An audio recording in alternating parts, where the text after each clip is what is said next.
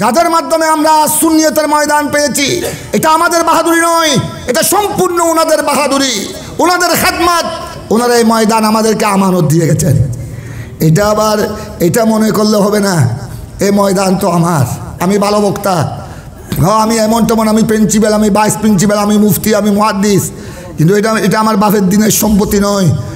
এই সুন্নিয়তের ময়দান হলো আমার নবীর পক্ষ থেকে আমানত, সাহাবায়ে কেরামের পক্ষ থেকে আমানত, তাবেঈন তবে তাবেঈন, যার স্মরণে আজ ইমামুল আউলিয়া কনফারেন্স গাউসুল আজমের পক্ষ থেকে আমানত, গরিব নওয়াজের পক্ষ থেকে আমানত, 12 আউলিয়া চাঁদগামের পক্ষ থেকে আমানত, 360 অলির পক্ষ থেকে আমানত।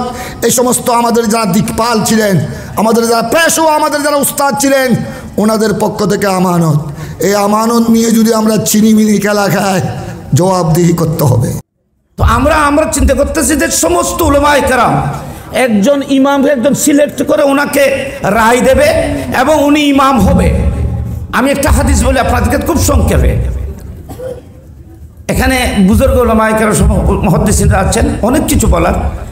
হযরতে ইরবাস বিন সারিয়া রাদিয়াল্লাহু তাআলা থেকে এই হাদিসটি ইবনু মাজাহ শরীফের শুরুতে কয়েকবার তকরার হয়েছে। আপনারা যারা ছাত্ররা আছেন, যারা উলামায়ে কেরাম সবাই জানে। হযরতে ইরবাস বিন সারিয়া রাদিয়াল্লাহু তাআলা বলছেন, আমরা একদিন রাসূল পাক সাল্লাল্লাহু আলাইহি ওয়াসাল্লামের দরবারে উপস্থিত ছিলাম, আল্লাহর হাবিব সাল্লাল্লাহু আলাইহি ওয়াসাল্লামের মজলিসে ছিলাম। একটা বিরাট অডিয়েন্স চলতেছে, রাসূল পাকের দরবারে মাহফিল চলতেছে, আমরা এখানে রাসূল পাকের সামনে উপস্থিত ছিলাম। আল্লাহর হাবিব, আমরা আহলুস সুন্নাত ওয়াল জামাত, আমি লম্বা কথা জানিও না এবং ওই অভ্যাসও নেই। আমরা আহলুস সুন্নাত ওয়াল জামাত, এই দলের প্রতিষ্ঠাতা কে? আমাদের প্রিয় নবী হুজুর সৈয়দ আলম সাল্লাল্লাহু আলাইহি সাল্লাম, তিনি প্রতিষ্ঠা করে গেছেন। তা আহলে সুন্নাত ওয়াল জামাতের বিরোধিতা করা মানে নবীর বিরোধিতা করা। সাহাবায়ে কেরাম প্রশ্ন করেছেন, ইয়া রাসূলুল্লাহ, 73 ফেরকা হবে, কুল্লুম ফিন্নার, সবাই জাহান্নামী, তো এক ফেরকা যে নাজি জান্নাতি, ওই দলটি কোন দল? বললেন, মা আনা আলাইহি ওয়া আসহাবি, আমি এবং আমার সাহাবায়ে কেরাম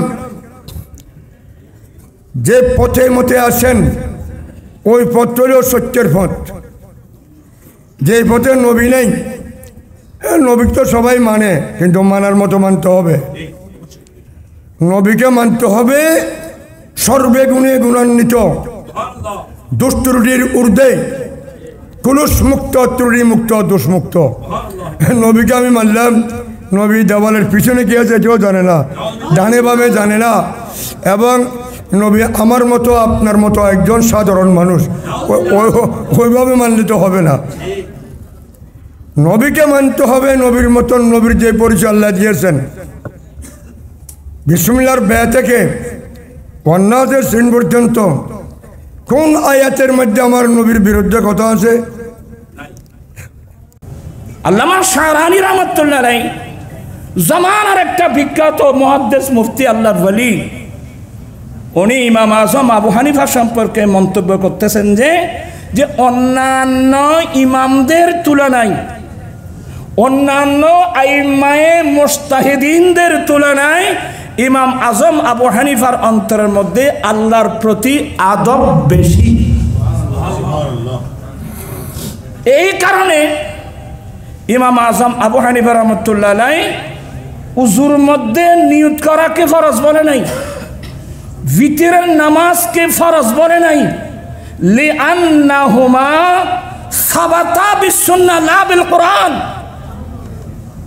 যেহেতু ভিতরের নামাজ তারপরে নিয়ত করা, এই দুটোটাকে ইমাম আজম কি বলছেন? ওয়াজিব বলছেন। আইম্মাই সালাফা ফরজ আর ওয়াজিবের মধ্যে পার্থক্য করতেন না, কিন্তু ইমাম আজম আবু হানিফা রাহমাতুল্লাহ আলাইহি ফরজ আর ওয়াজিবের মধ্যে কি করেন? পার্থক্য করেন। ইমাম শাহরানি এ বিষয়ে বলতেছে যে ওয়াকানাল ইমাম আবু হানিফা রাহমাতুল্লাহ আলাইহি মিন আকসারিল আইম্মাতি আদাবা মাআল্লাহি আযজা ওয়া জাল্লা। অন্যান্য ইমামদের তুলনায় ইমাম আবু হানিফা রাহমাতুল্লাহ আলাইহির অন্তরের মধ্যে আল্লাহর প্রতি কি বেশি?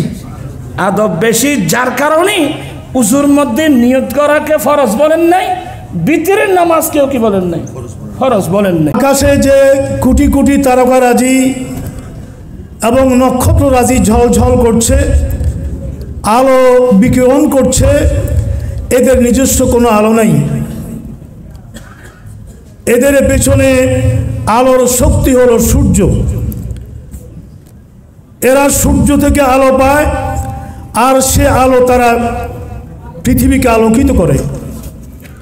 এখন রাত্রিবেলায় সূর্য নাই, তার মানে এই কথা নয় যে সূর্য নিস্তেনাবুদ হয়ে গেছে, সূর্য ধ্বংস হয়ে গেছে। কেউ যদি বলে এখন সূর্য দেখা যাচ্ছে না, সূর্য এটা নিচ্ছিন্ন হয়ে গেছে, তাহলে এটা খুবই আনসাইন্টিফিক কথা হবে, এটা খুবই জেহালত এবং হেমাকত হবে। তাহলে সূর্য যে আছে এটার প্রমাণ কি? সূর্য যে আছে এটার প্রমাণ হলো আকাশের চন্দ্র এবং কোটি কোটি অগণিত অসংখ্য তারকা, এরা নিজেরা আলো বিকিরণ করে এই কথার প্রমাণ দিচ্ছে আসলে আমাদের কোনো আলো নাই, আমাদের পেছনে আলোর শক্তি হলো সূর্য। সেই সূর্য থেকেই আমরা আলো পাই, আবার পৃথিবীকে আমরা আলো দিই। অতএব সূর্যের অস্তিত্বকে অস্বীকার করার কোনো জো নাই। আগেও ভাঙা হয়েছে, জানি না আমরা। আপনাকে দেখে টনেই লেখা দিই হজরতে বনওয়ালী শাহ রহমতুল্লাহ আলাইহির মাজার আছে। কোথায় আছে? কোথায় আছে? এই মেডিকেল কলেজের পূর্ব দিকে হজরতে বনওয়ালী শাহ ডক্টর আব্দুল করিম লিখেছেন, ইনি ইবনে আলী বিন আলী, সেখান থেকে রূপান্তরিত হয়ে বনওয়ালী হয়েছেন। নাই, নিশ্চিহ্ন করে দিয়েছে। কেউ নেমেছে? আপনারা বলুন, শুধু চট্টগ্রামের কয়েকটি দরবার যদি এই চট্টগ্রাম টাউনের রোডে বসে যেত, আমরা কারো গাড়িও ভাঙব না, কোনো সাইকেলের ফার্ম ছেড়ে দেব না, কারো দোকানে হামলা করব না, কারো গাড়িতে আঘাত করব না, শুধু বসে থাকব। প্রশাসন আসবে, বাধ্য হবে আসতে। আপনারা কি চান? এই মাজারটা কেন ভেঙে দেয়া হলো? এটার বিহিত চাই আমরা। এতটুকু চট্টগ্রামের দরবারগুলোর বক্তরা যদি চট্টগ্রাম টাউনের যত 1 নম্বর রোড, 2 নম্বর রোড, 3 নম্বর রোড যা আছে, বসে গেলে কি কেউ হাঁটার জায়গা পাবে? এটা কি আমরা পেরেছি? কেন আমরা আছি?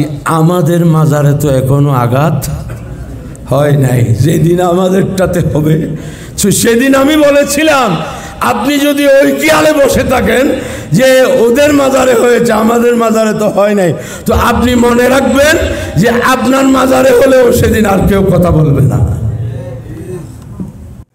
আমার ইমাম শের বাংলা রহমতুল্লাহ বলতেছেন, গৌসুল আজম মুস্তফারা, আমার গৌস পাক মদিনাওয়ালা নবীকে বারহা, অনেকবার আশ্বাসমজিদ কোপালের চোখে মিলাদ মাহফিলে দেখেছেন। সুবহানাল্লাহ।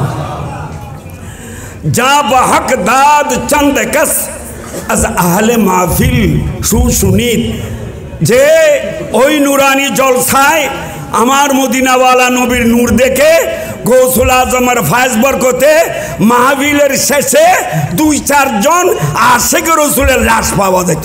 সুবহানাল্লাহ।